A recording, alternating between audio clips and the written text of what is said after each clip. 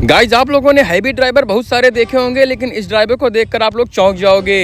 अरे कहाँ गए भैया, रास्ते में गाड़ी खड़ा करके? अरे कोई दिखाई भी तो नहीं दे रहा यहाँ पे यार। हेलो, कहाँ गए तुम?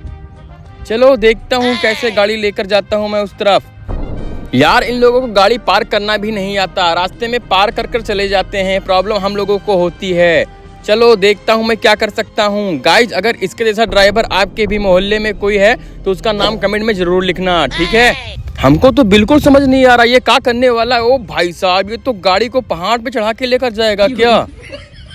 ओए होए गुड यार। आप लोग इस हैवी ड्राइवर के लिए वीडियो को लाइक और चैनल को सब्सक्राइब कर दो दोस्तों।